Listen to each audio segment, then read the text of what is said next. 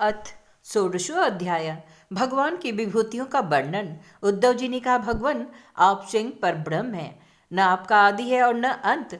आप आवरण रहित अद्वितीय तत्व हैं। समस्त प्राणियों और पदार्थों की उत्पत्ति, स्थिति, रक्षा और प्रलय के कारण भी आप ही हैं। आप ऊंचे नीचे सभी प्राणियों में स्थित हैं, परंतु जिन लोगों ने अपने मन और इंद्रियों को बस में नहीं किया है वे आपको नहीं जान सकते। आपकी यथोचित उपासना हो तो ब्रह्म बेता पुरुष ही करते हैं। बड़े बड़े ऋषि महर्षि आपके जिन रूपों और विभूतियों की परम भक्ति के साथ उपासना करके सिद्धि प्राप्त करते हैं, वह आप मुझसे कहिए। समस्त प्राणियों की जीवनदाता प्रभु, आप समस्त प्राणियों के अंतरात्मा हैं। आप उनमें अपने को गुप्त रखकर लीला करते रहते हैं। आप तो सबको देखते हैं, परंतु जगत के प्राणी आपको आपकी माया से ऐसे मोहित हो रहे हैं कि वे आपको देख भी नहीं सकते। अचिंत्य ऐश्वर्य संपन्न प्रभु, पृथ्वी, स्वर्ग, पाताल तथा दिशा विदिशाओं में आपके प्रभाव से युक्त जो जो भी विभूतियां हैं, आप कृपा करके मुझसे उनका वर्णन कीजिए। प्रभु, मैं आपके उन चरण कमलों की वंदना करता हूँ जो समस्त तीर्थों को भी तीर्थ बनाने वाले हैं। भगवान श्री कृष्ण ने कहा, प्रिय उद्धव, तुम प्रश्न का मर्म समझने वालों में शिरोमणि हो। जिस समय कुरुक्षेत्र में कौरव पांडु का युद्ध छिड़ा हुआ था, उस समय शत्रुओं से युद्ध करने के लिए तत्पर अर्जुन ने भी मुझसे यही प्रश्न किया था।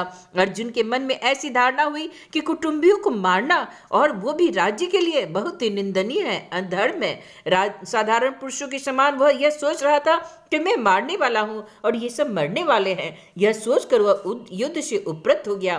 तब मैंने रणभूमि में बहुत सी युक्तियां देकर वीर शिरोमणि अर्जुन को समझाया।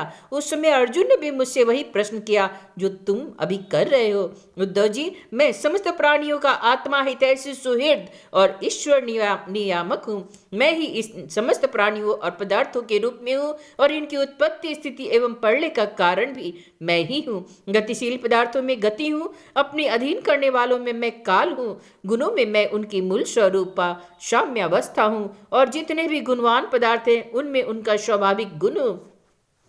गुणयुक्त वस्तुओं में मैं क्रिया शक्ति प्रधान प्रथम कार्य सूत्रात्मा हूँ, और महानों में ज्ञान शक्ति प्रधान प्रथम कार्य महतत्व हूँ। सूक्ष्म वस्तुओं में मैं जीव हूँ, और कठिनाइयों से बस में होने वाला मैं मन हूँ। मैं वेदों का अभिव्यक्ति स्थान हिरण्य गर्भ हूँ, और मंत्रों में तीन क्रियाएं अ उ म वाला ओंकार हूँ। मैं अक्षरों में अकार, छंदों में त्रिपदा गायत्री हूँ। समस्त देवताओं में इंद्र हूँ, 8 वसुओं में अग्नि, 12 आदित्यों में विष्णु, और 11 रुद्रों में नील लोहित नामक रुद्र हूँ। मैं ब्रह्म ऋषियों में भृगु, राजर्षियों में मनु, देवर्षियों में नारद, और गौवों में कामधेनु हूँ। मैं सिद्धेश्वर में कपिल, पक्षियों में गरुड़, प्रजापतियों में दक्ष प्रजापति, और पितरों में अरेमा हूँ। हे प्रिय उद्धव, मैं दैत्यों में दैत्यराज प्रहलाद, नक्षत्रों में चंद्रमा, औषधियों में सोमरस, एवं यक्ष राक्षसों में मैं कुबेर हूँ।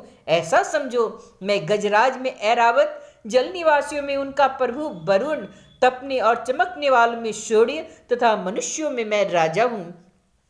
मैं घोड़ों में उच्चैश्रवा, धातुओं में सोना, दंडधारियों में यम, और सर्पों में वासुकी हूँ।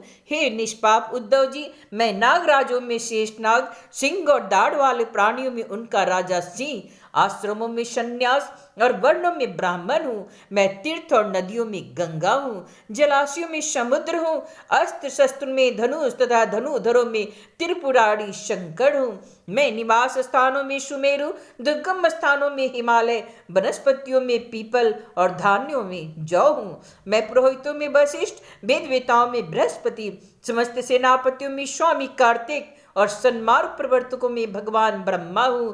पंच महायज्ञों में मैं ब्रह्म यज्ञ, स्वधाय यज्ञ हूँ, और व्रतों में अहिंसा व्रत, और शुद्ध करने वाले पदार्थ में नित्य शुद्ध वायु, अग्नि, सूर्य, जल, वाणी एवं आत्मा हूँ। 8 प्रकार के योगों में मैं मनोनिरोध रूप समाधि हूँ। विजय के इच्छुक में रहने वालों में मैं मंत्र, नीति, बल हूँ। कौशलों में आत्मा हूँ, और अनात्मा का विवेक रूप कौशल तथा ख्यातिवादियों में विकल्प हूँ।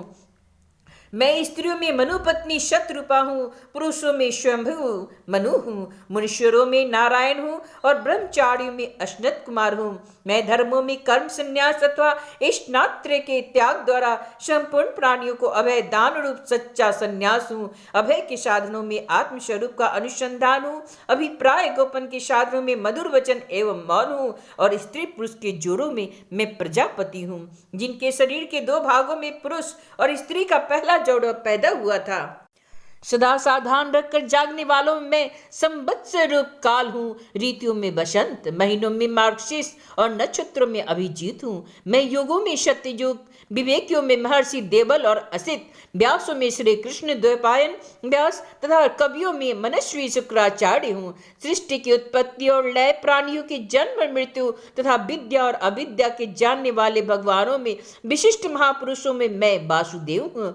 मेरे प्रेमी भक्तों में तुम उद्धव, किम पुरुषों में हनुमान, विद्याधरों में सुदर्शन, जिसने अजगर के रूप में नंद बाबा को ग्रस्त लिया था और फिर भगवान के पाद स्पर्श से मुक्त हो गया था, वो मैं ही हूँ। रत्नों में पद्मराग लाल, सुंदर वस्तु में कमल की कली, तुरनों में किश और भविष्यों में गाय का घी हूँ। मैं व्यापारियों में रहने वाली लक्ष्मी, छल कपट करने वालों में धूत और कीड़ा, तितिक्षुओं की तितिक्षा, कष्ट सहिष्णुता और सात्विक पुरुषों में रहने वाला सत्य गुण हूँ। मैं बलवानों में उत्साह और पराक्रम तथा भगवत भक्तों में भक्ति युक्त निष्काम कर्म हूँ। वैष्णवों की पूज्य वासुदेव, शंकरष्टन, प्रद्युम्न, अनिरुद्ध, नारायण, हैग्रीव, बराह, नृसिंह और ब्रह्मा, इन 9 मूर्तियों में मैं पहली एवं श्रेष्ठ मूर्ति वासुदेव हूँ। मैं गंधर्वों में विश्वावसु और अप्सराओं में ब्रह्मा जी के दरबार की अप्सरा पुरुचिति हूँ। पर्वतों में स्थिरता और पृथ्वी में शुद्ध अविकारी गंध मैं ही हूँ। मैं जल में रस, तेजस्वी में परम तेजस्वी अग्नि, सूर्य चंद्र और तारों में प्रभा तथा आकाश में उसका एकमात्र गुण शब्द हूँ। उद्धव जी, मैं ब्राह्मण भक्तों में बलि, वीरों में अर्जुन, प्राणियों में उनकी उत्पत्ति, स्थिति और प्रलय हूँ। मैं ही पैरों में चलने की शक्ति, वाणी में बोलने की शक्ति, पायु में मल त्याग की शक्ति, हाथों में पकड़ने की शक्ति और जन्नेन्द्रिय में आनंद भोग की शक्ति हूँ।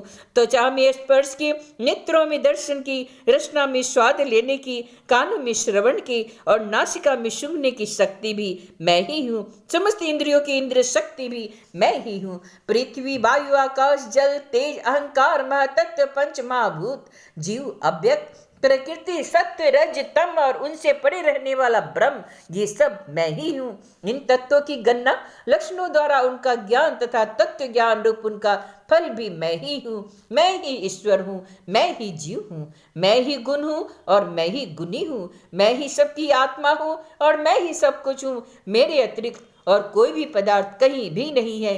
यदि मैं गिनने लगूँ तो किसी समय परमाणुओं की गणना तो कर सकता हूं, परंतु अपनी विभूतियों की गणना नहीं कर सकता, क्योंकि जब मेरे रचे हुए कोटि कोटि ब्रह्मांडों की भी गणना नहीं हो सकती, तब मेरी विभूतियों की गणना तो हो ही कैसे सकती है। ऐसा समझो, जिसमें भी तेज है, श्री, कीर्ति, ऐश्वर्य, लज्जा, त्याग, सौंदर्य, सौभाग्य, पराक्रम, तितिक्षा और विज्ञान आदि श्रेष्ठ गुण है, वह मेरा ही अंश है।